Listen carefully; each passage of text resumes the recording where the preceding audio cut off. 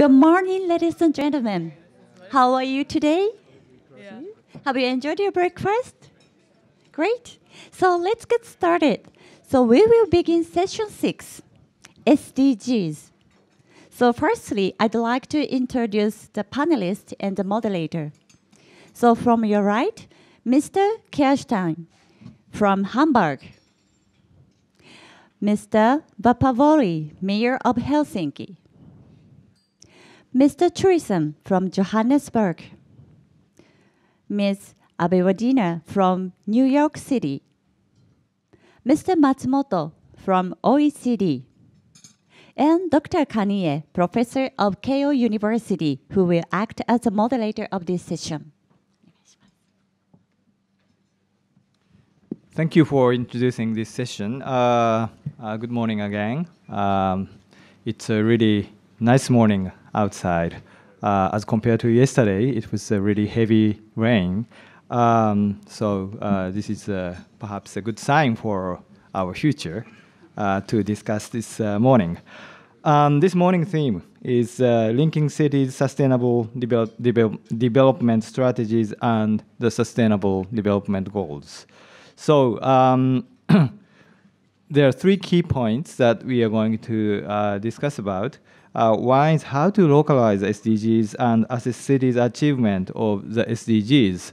As you are all acknowledged, SDGs, Sustainable Development Goals, and 2030 Agenda for Sustainable Development was decided in September in 2015.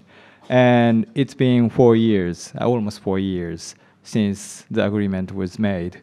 Many cities, nation states, stakeholders are struggling with localize their those goals and targets to their context, which is expected in the SDG itself. But of course, it's been obstacles and difficulties to do so. So we want to share our experiences here in this opportunity. Second point is how to facilitate intergovernmental and cross-sectoral collaboration to achieve the SDGs. In the past years, cities have experienced to deal with the Sustainable Development Goals, and some experience has accumulated already in respective places. Also, companies and business sector have some experience to deal with SDGs. So how we can make a collaboration if the purpose is the same? You know, we have 17 goals and 169 targets, and if there are different cities working on the same goal or same target, then there could be something to learn each other, and there could be some space for collaboration. But we don't know how we can facilitate those collaborations. So that's the second point that we would like to discuss this morning. The third key point is how to attain the SDGs through partnerships. So this goes beyond city-to-city cooperation or local authorities collaboration, but how to facilitate and create collaboration with stakeholders, including civil society, including business, including international organizations.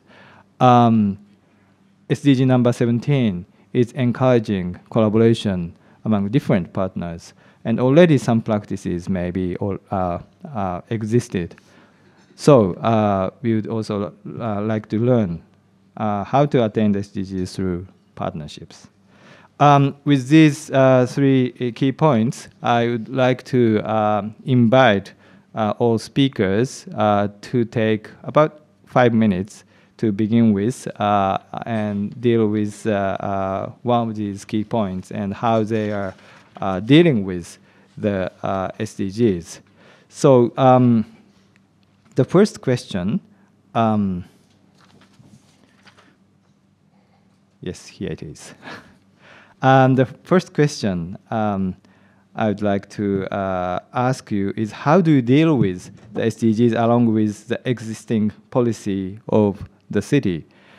Of course, there have already been existing policies in cities, which is not necessarily made for the SDGs, but as the SDGs come along from the international agreement or international level, we need to struggle with how to internalize the global goal into the local context. So my question is, how do you deal with the SDGs along with the existing policies of the cities? And I'd like to invite the speakers to talk about that. Can we start from the other end of the table? Yes. Thank you. Good morning, everybody. First of all, I would like to thank you very much for the invitation to Tokyo and to this panel. The opportunity for direct exchange with other cities and its representatives is for us in Hamburg a very important topic. And I think that will be a very important support for our own and common efforts.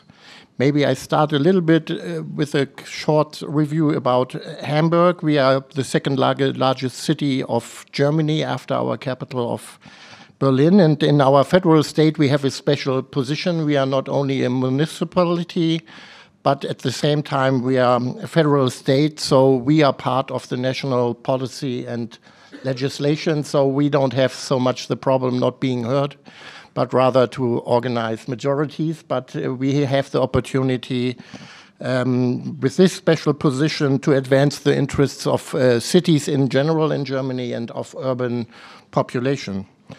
And on the occasion of the 2017 summit in Hamburg, the Hamburg Parliament passed the resolution implementation of the Sustainable Development Goals in Hamburg. And in this process we started 2 years ago, we have identified today 4 major fields of action that we consider to be particularly relevant to us and on which we will focus our work on implementing SDGs in Hamburg. And those fields of action are environment and city planning, sustainable economic and financial policy, participation and social cohesion, and education and science. With all those topics, we are very well aware that cross-cutting issues like international cooperation or gender topics must, of course, be addressed in all of those fields. In my ministry, the Ministry for Environment and Energy, we have set up a sustainability unit which reports directly to my state secretary.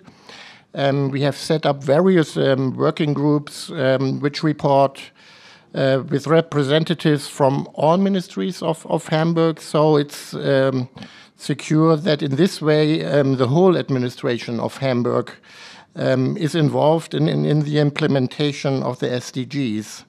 And equally important for us, however, is at the same time the participation of civil society. Implementing SDGs can't be only the topic of politics and administration. You need society to participate or you won't be successful. We ensure this participation on the one hand through a permanent committee and on the other hand through forms of temporary topics related work where we, for example, work together with NGOs.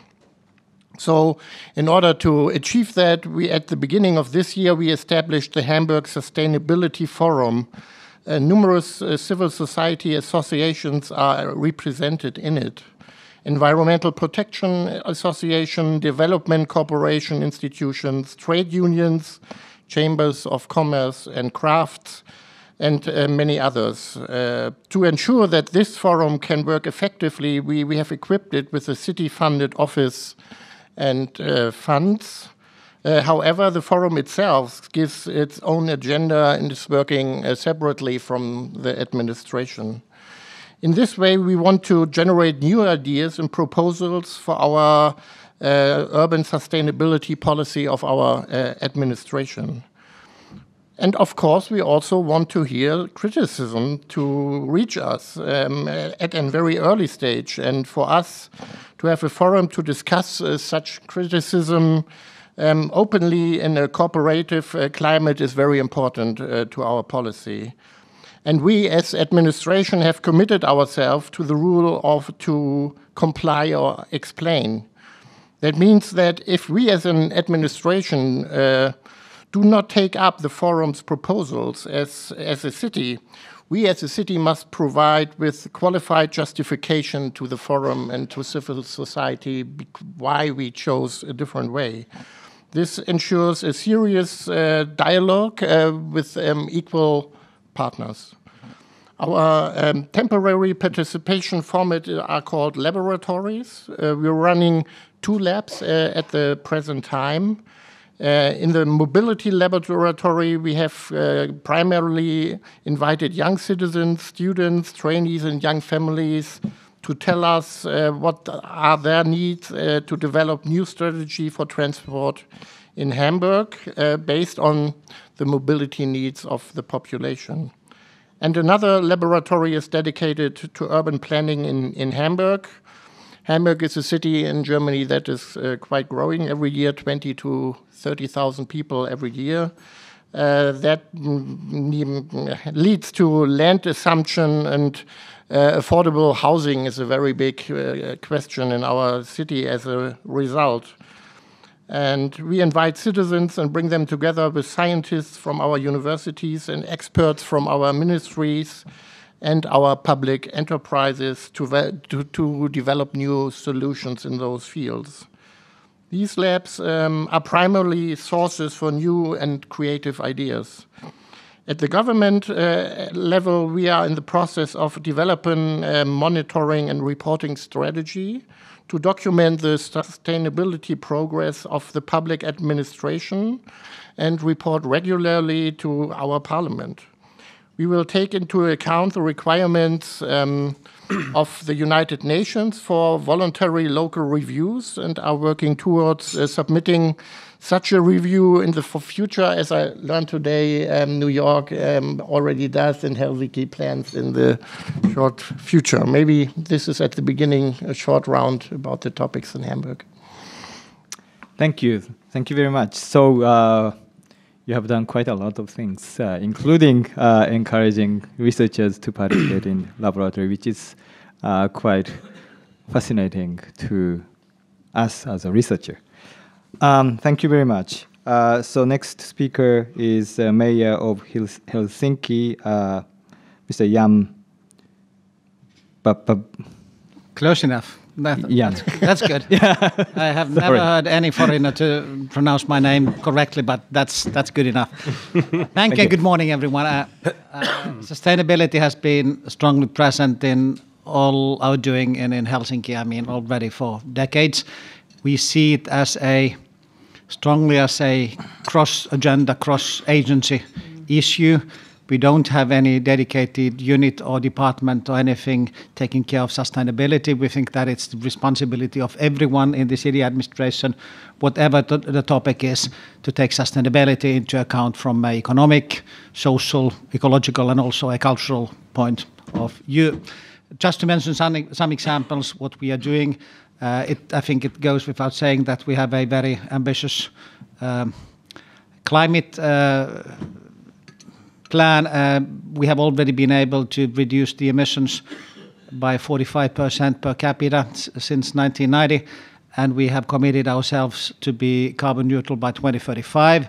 We have a comprehensive action plan of 147 actions, and of course, more or less each and every agency and department in our city involved.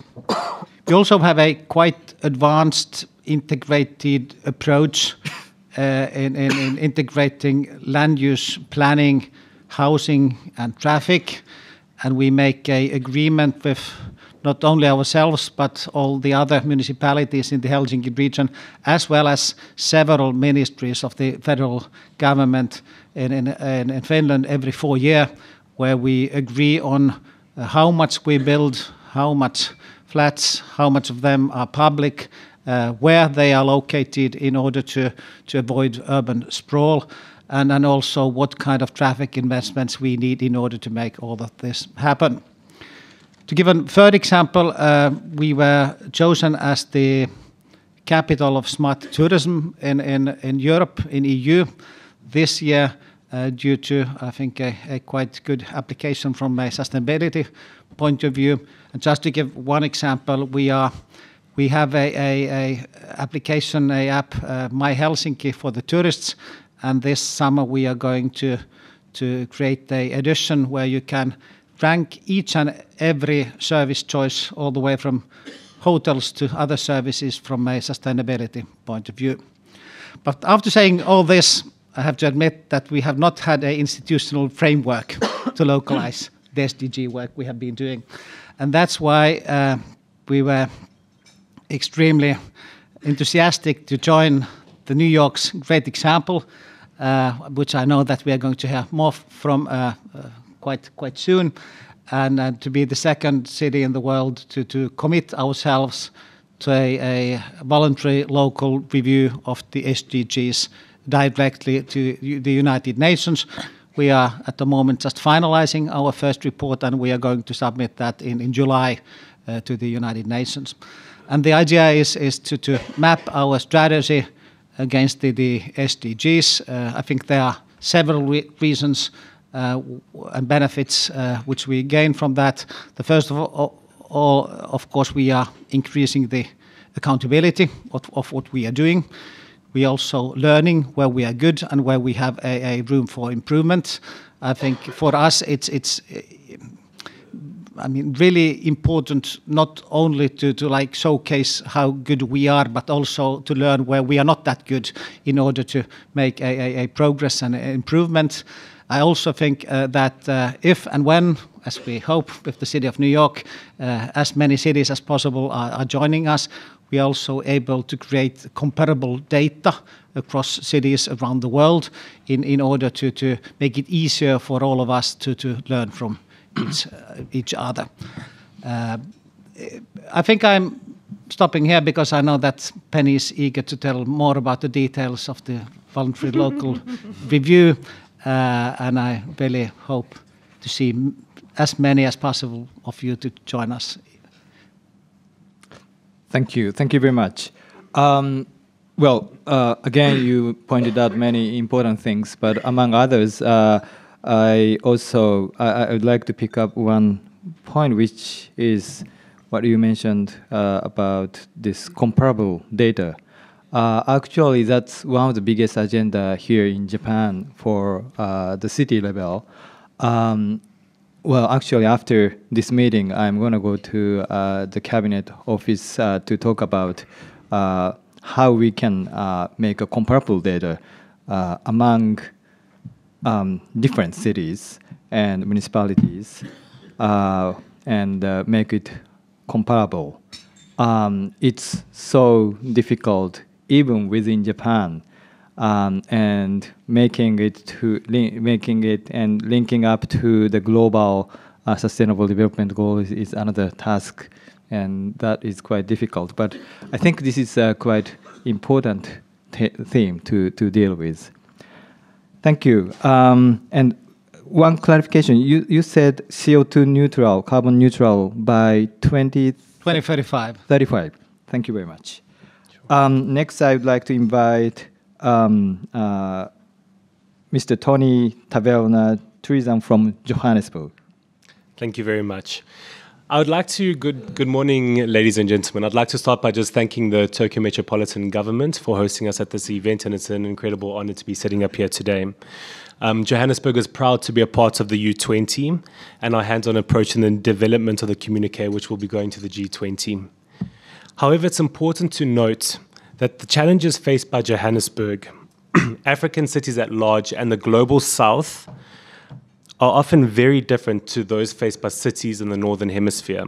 And I'd just like to highlight two specific examples. Yesterday, the mayor of Rotterdam spoke to there being 40 homeless people within the city, all of whom the names are known. In Johannesburg, we have 284 informal settlements sprawling, housing tens of thousands of our residents without any access to housing, proper housing.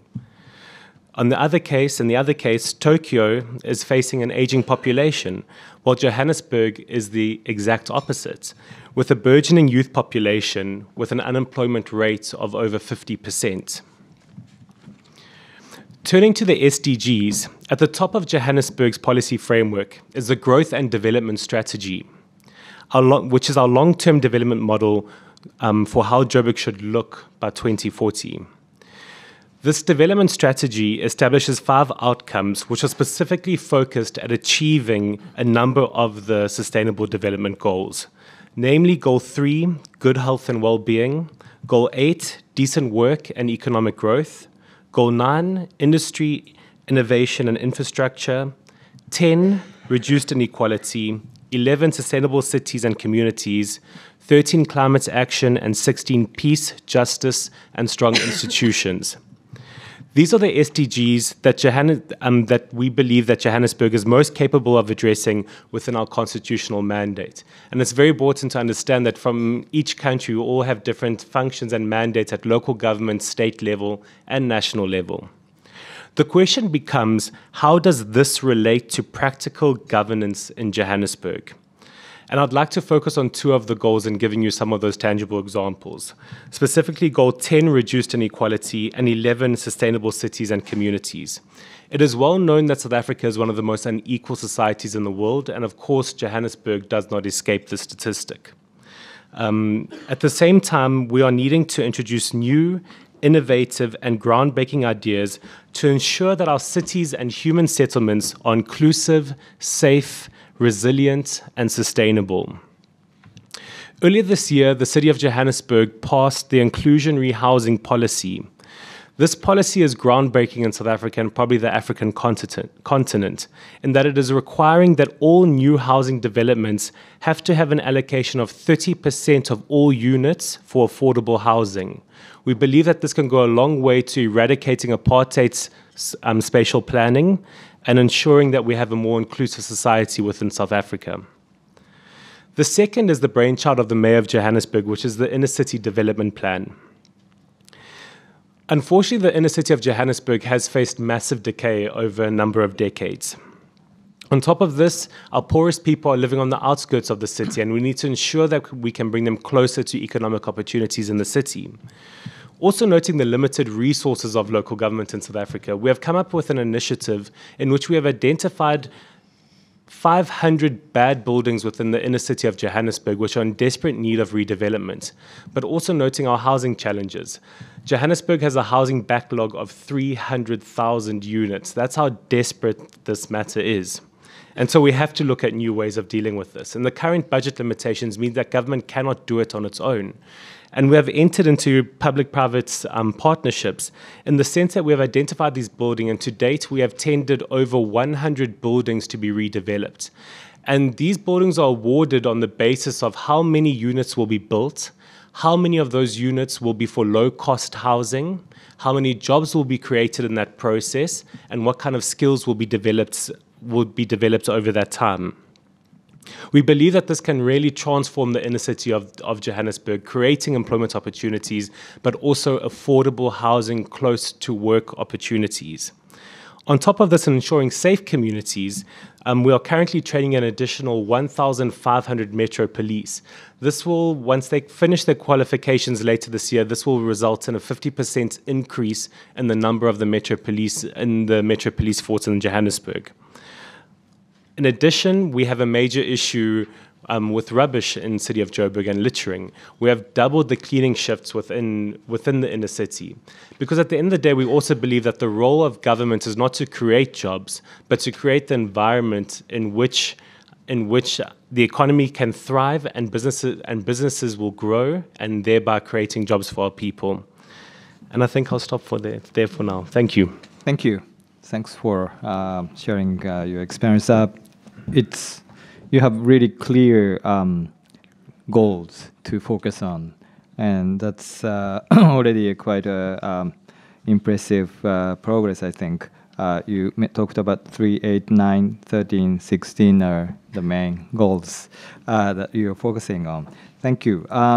So next speaker is from New York City, Penny Abe Waldena. Am I right? Yeah, yeah? Abe Waldena. Yeah, already several cities have mentioned about New York. And I was in New York last week, and I was quite impressed by the way you use plastics.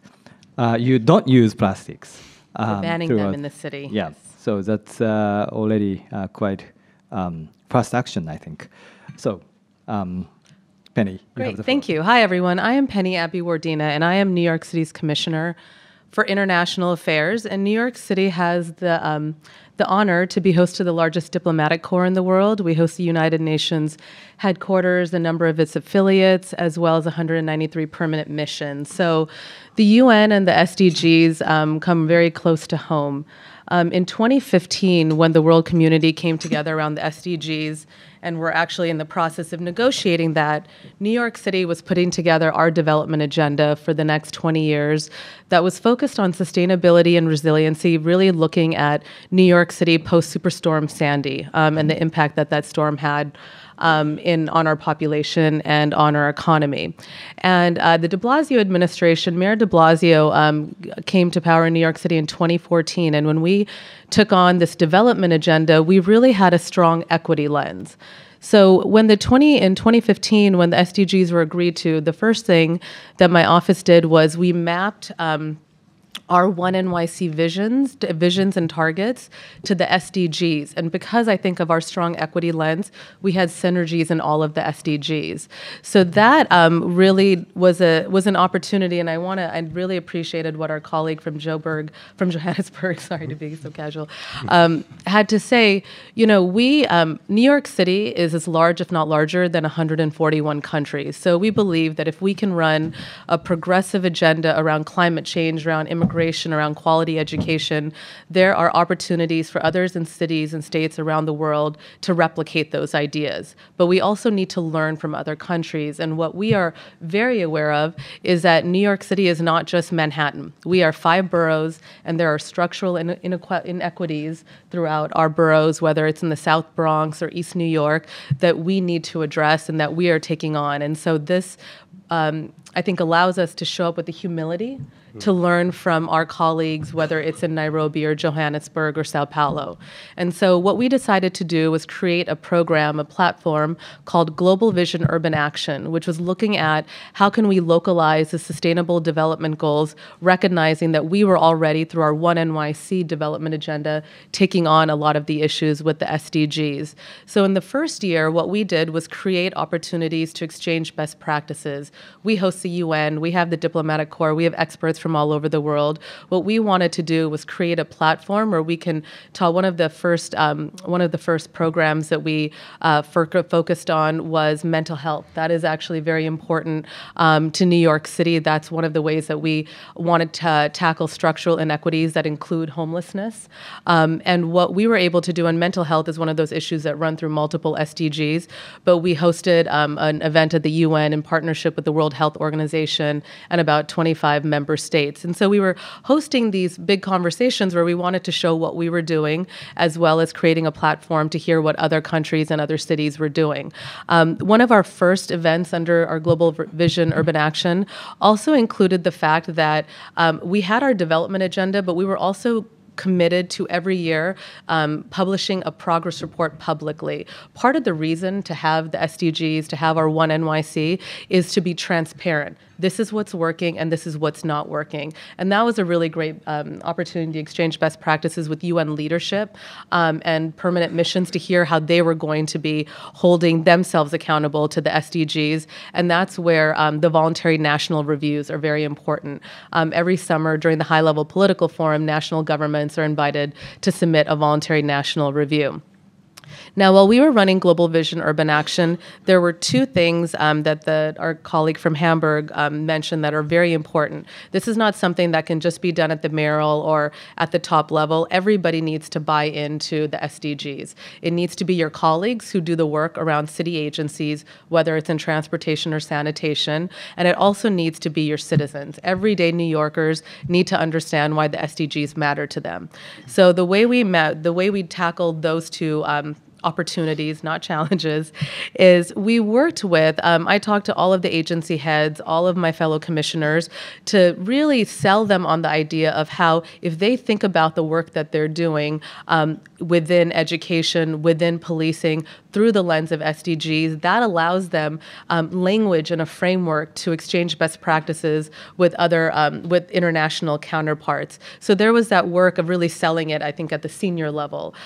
My colleagues on my staff were doing that at the staff level, and they were able to actually see when delegations came in and you were talking about work through the framework of the SDGs, there were more opportunities to connect on work.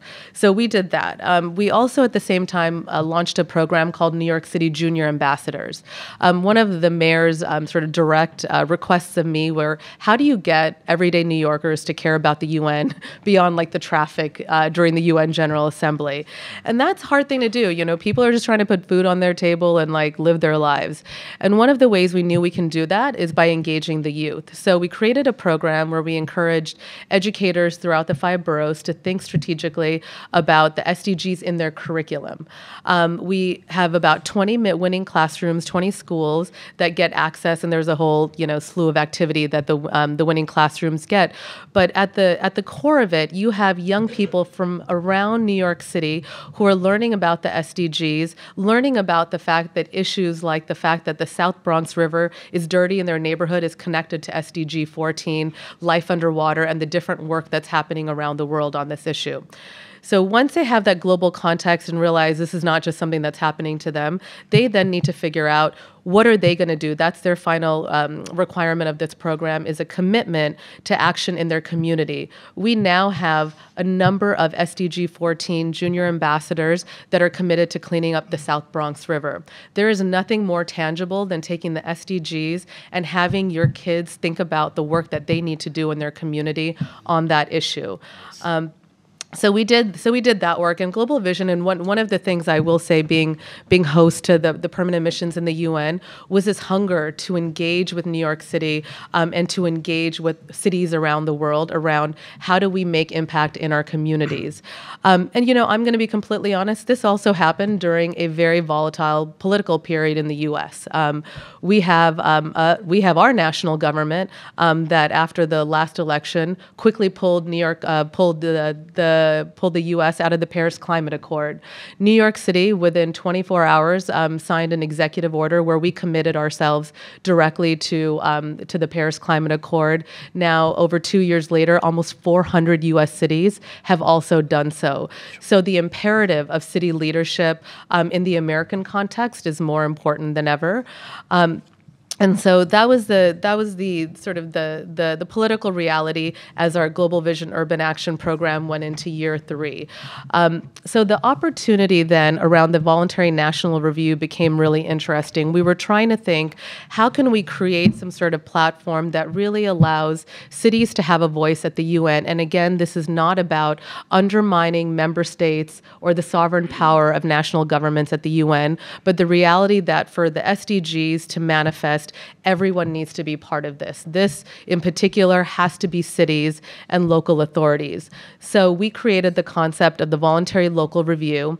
The UN was very supportive of it, and during the high-level political forum last year, one of the focus SDGs was sustainable cities.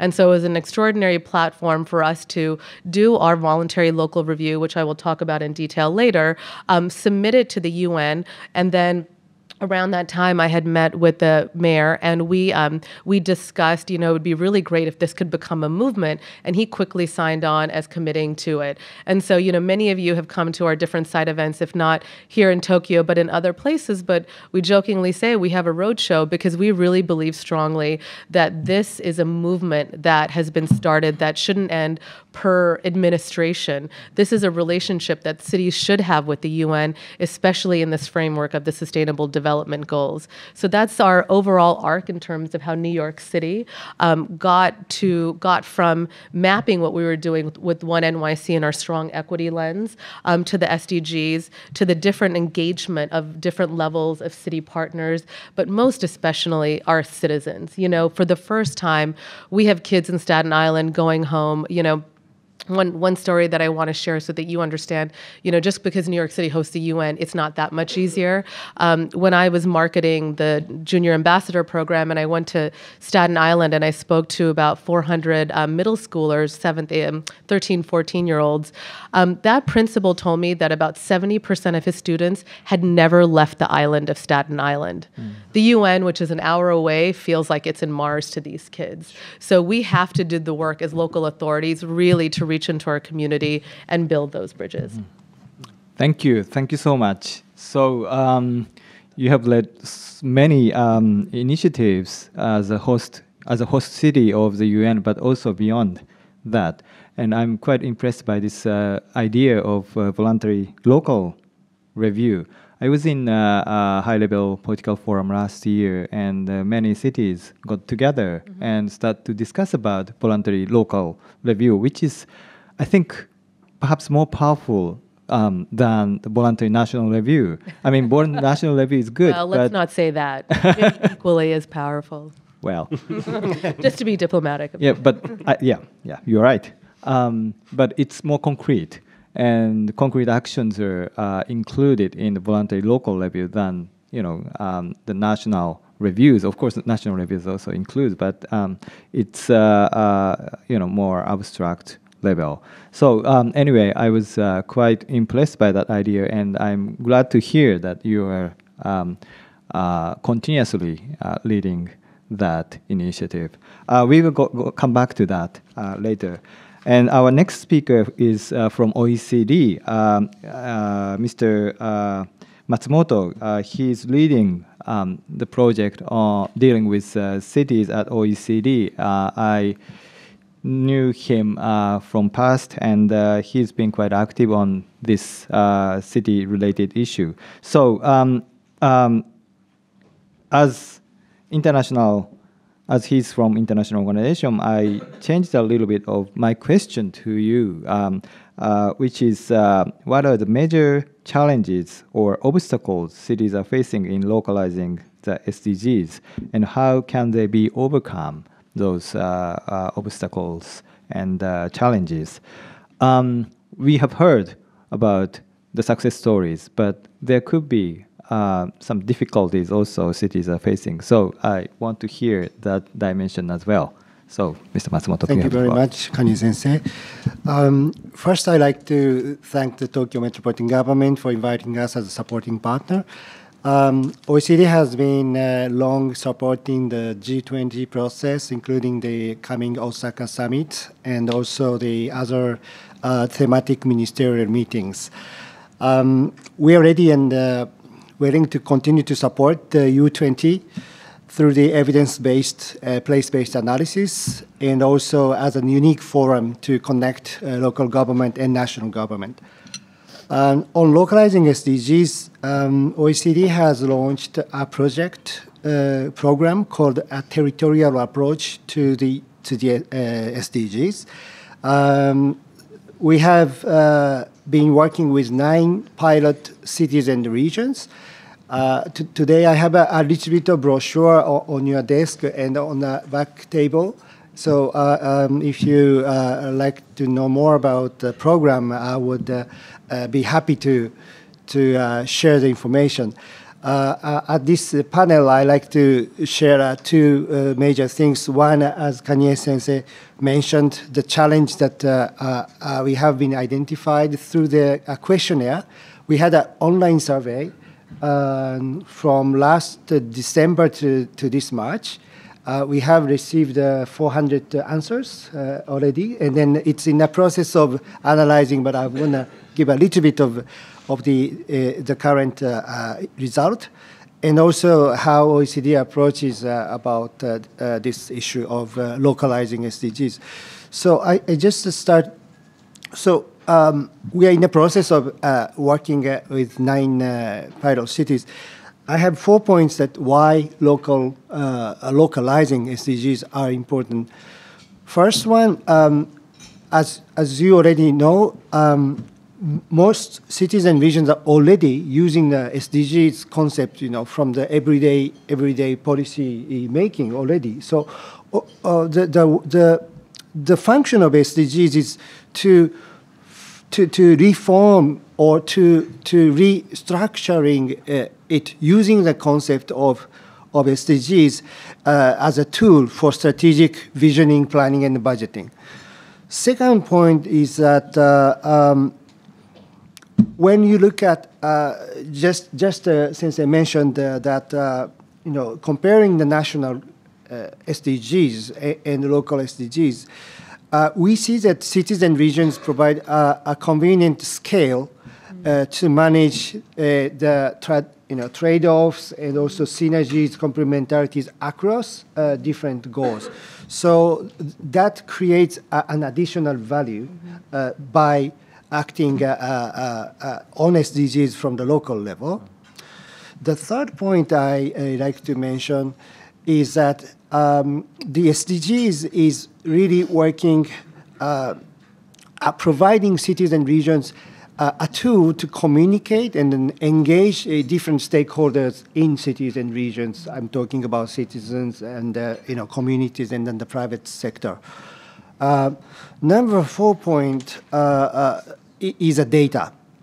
At this point, if I have time, I would come back to this.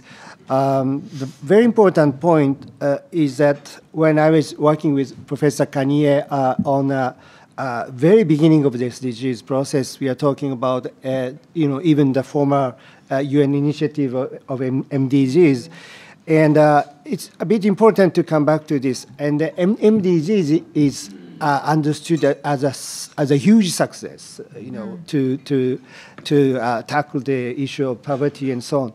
The only missing point we have been identifying is that it's only discussed at the national average. So the government provides a number. Yes, we reduce the poverty on that level. However, in one country, you have such a different diversities. So some areas, yes, really made an improvement, but some areas are not that much. So that is very important that, we, in a SDG process, we are communicating with each other, not only with a national average, but the diversity of cities and regions. So that's why the disaggregated data is very important. So these 4 points are the kind of OECD's approach that we try to advocate and also support countries, cities, and regions. To come to the survey that I mentioned, we have asked a number of questions, pointing today just a few interesting themes. First, 59% of the respondents says basically we are familiar to the concept and they're currently working on the SDGs. A big difference between large cities and smaller cities. Large cities says 80% or more people knows it and then working on it. Smaller municipalities, the share was 37%. So there's one issue here for smaller and medium-sized cities. 3 most common actions that cities and regions are working on. First, awareness-raising campaign. Second, dedicated strategy or action plan on SDGs. Third, establishing indicators. 3 top answers as main challenges that emerged are first, lack of awareness and the capacities, and then capacities or trained staff. This was answered by half of the respondents.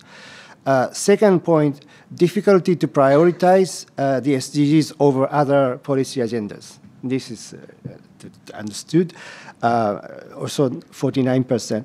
And then insufficient financial resources, 44%. Then, as a next priority actions, many people answered the monitoring progress. So again, the data issue is coming up as a key priority. So I stop here. Thank you very much. Thank you, Mr. Matsumoto. It's a very comprehensive overview about what cities are doing in different places. Now we have only 15 minutes left, so if I calculate correctly, each of you have 15 minutes for the last intervention. I have prepared for the second round 2 questions. One is about the network, which is what do you expect for the network of cities such as this U20 in the process to achieve the SDGs, how you can utilize this kind of network. Another question I prepared is about the partnership with other stakeholders, and what kind of partnership you think would facilitate actions towards SDGs. If you address all these questions, I think it will eat up already more than 3 minutes. So in the last 3 minutes given to each panelist, please take these questions or whatever you think would be appropriate to discuss. So please, shall we start again from Hamburg, please? Okay, thank you.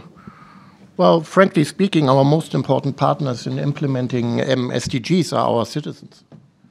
You know, and nowadays, I sometimes have the feeling that many people are sometimes much more ahead of some of the crucial issues of today's than some parts of politics or administrations. And in my country and in my city, it's very much the population saying you are doing too little, too late. And so that's a big goal to handle that. And I congratulate Tokyo, for example, for being host of the Olympic Games. I mean, Hamburg was applying. We had a very further planning for a very sustainable Olympic Games, and then we got a referendum, and the majority of Hamburgian citizens said, we do not want to host the Olympic Games in Hamburg. So I think that's very important to start at the beginning with the people. And in fact, maybe not all of the people do know exactly what administrations have to do in order to achieve, for example, our climate goals. But they have a very clear feeling what the costs and the risk will be if we don't move fast and decisively. And as we all know, many the voices on a national level who say, well, we shouldn't move so far because the risks for the today's structures or yesterday's structures are too big, rather than us who say, well, not to move fastly is more risky and more costly in the future. It's in the cities where the direct contact to the population, you need to justify yourself. And so it's important to have the voices of the people being heard. And I think it's our goal as cities to transform this to the national level. And I think we can't do this alone. And so a city network is very important, either to being heard. And on the second one, as my colleague from Helsinki says, to learn from each other. You know, not everybody of us has to invent everything on its own. And so it will be much more effective working together, and so we will be heard on the national level, and our population will be heard, and I think that's crucial. Thank you. You have reminded us that the very principle of the SDGs is no one will be left behind. So that's about citizens. Thank you. Next, Helsinki, please. I think that the biggest strength of the Finnish society is that we are a strongly trust-based society. And after saying that, I have to say that I agree with everything you said. And I'm not going to repeat that. I also believe that global issues become local and local become global. And that's why there is a big need for cities around the world to come together and create mechanisms where you can learn from each other. As a mayor, however, I think that my main task is to be as operative as possible. And in order to be that, you need to be pragmatic. And in order to that, I think the first and foremost task of me is to create pragmatic partnerships on the grassroots level. And that's why I'm coming back to the example I already mentioned.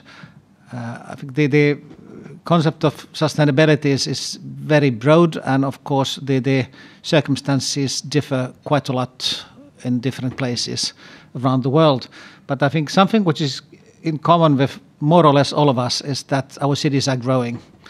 And that is, we have stated in the city strategy of Helsinki that our first and foremost task is to ensure sustainable growth. And I think most of our measures are somehow linked to the growing population.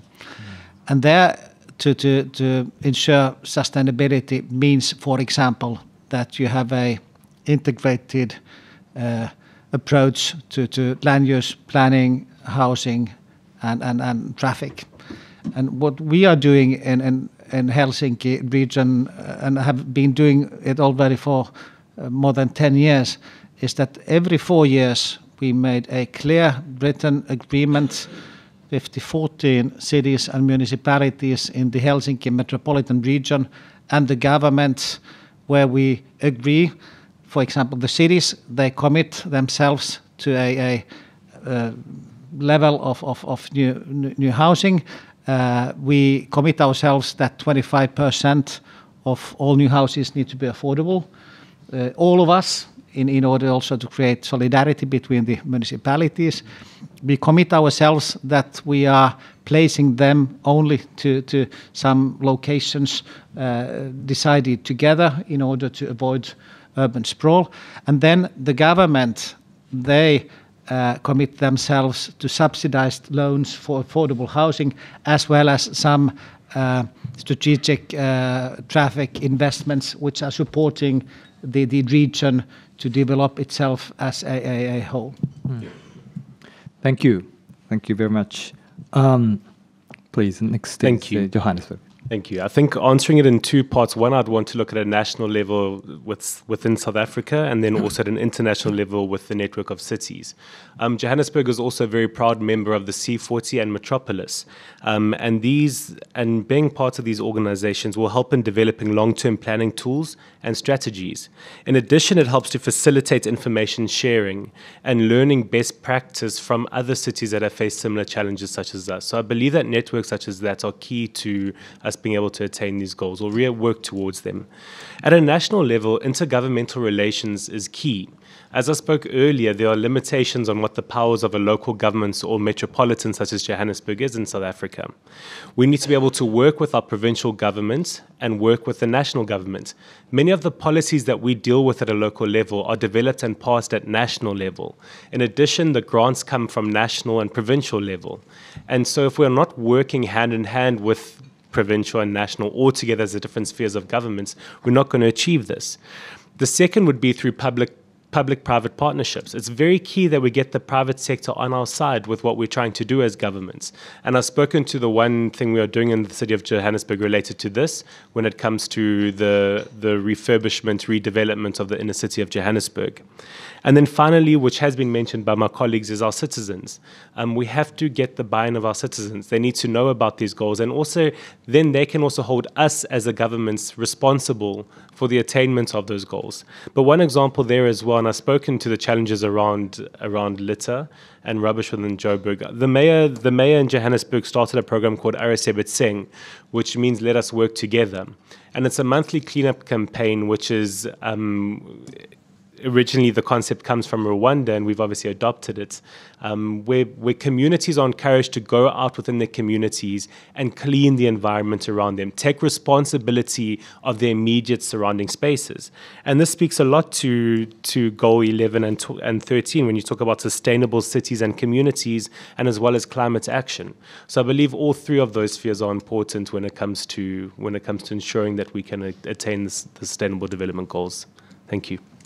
Thank you. And next. Excellent. So I agree with everything that my colleagues have said. The one thing I'm going to just reaffirm is that I know that New York City, and I think many of the American cities that are part of the U20, C40, other coalitions, we show up partly to reaffirm that we believe in multilateralism, and these are important networks for us to connect, exchange best practices, and support each other.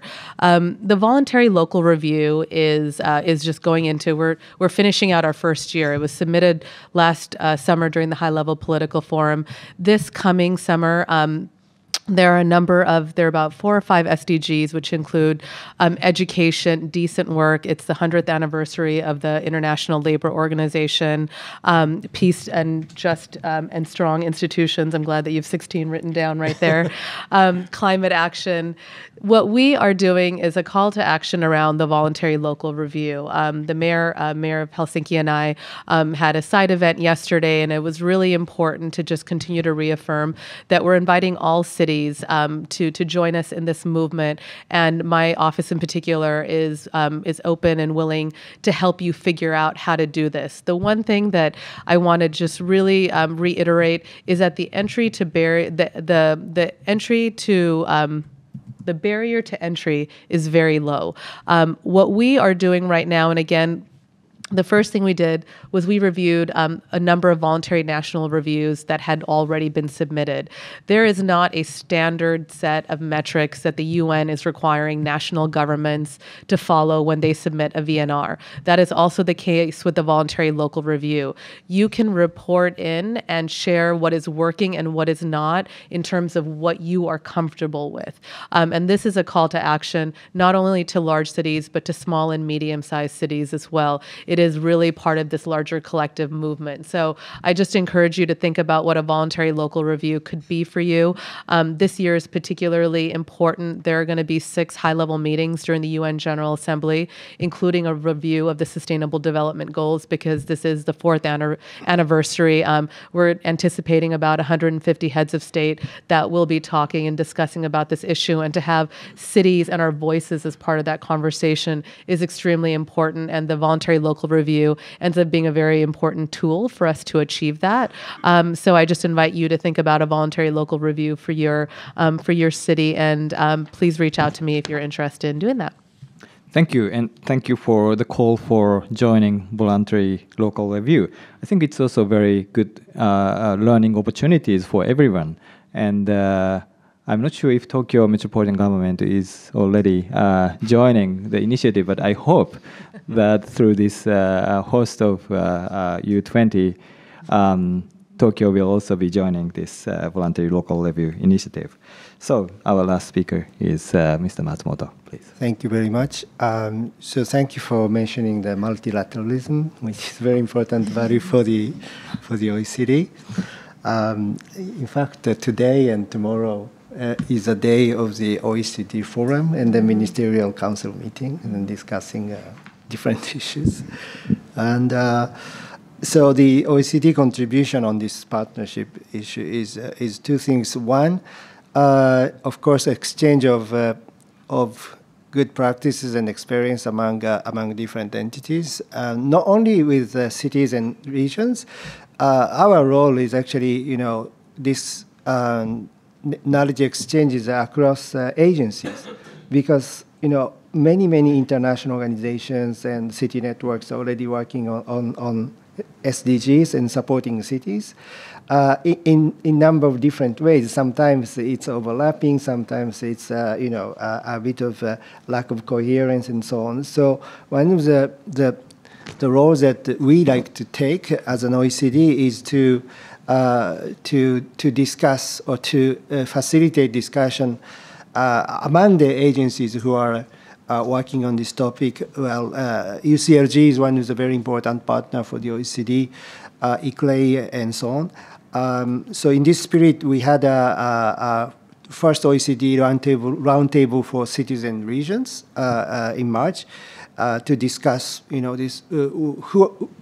which organizations are doing what, and we are doing this mapping, and what are the strengths of your organization, what are the area of collaboration, and so on. And then, of course, we come up with an important theme of the data part. So second contribution is the data. So we try to create a common set of internationally comparable indicators or localizing SDG indicators. So out of 169 targets, we have so far identified about 100 targets which are, let's say, relatively more relevant to the local level. And then we are collecting data and checking availability of data, which could be used as a basic package. Of course, we value the local differences and characteristics, but when it comes to comparison, or if you use local indicators, but if you are interested also in international comparison, then we really need a tool so that you can compare your city with others. So we are working with a number of other organizations to come up with this set of common indicators for localization. So these are important contributions that we think as an OECD. Thank you. Thank you very much. So we are approaching towards the end of this session. It's been really stimulating discussion that we have, and I think, I hope that you have also learned quite a lot of things are going on at city level, including this initiative on the voluntary local level, but also data collection and networking and so on. And as New York has rightly mentioned, that this year is particularly important as the fourth year anniversary of the SDGs. And I hope that you can also think about the importance of this year and take some actions on the SDGs. Thank you very much for your participation in this session, and particularly thank you very much for the panelists to join this session. I'd like to give their hands, your hands, and hope this session stimulate your good day. Thank you. Thank you very much. So all panelists and the moderator, we'd like to take photo together. So would you please move to on your left side in front of the banner, please?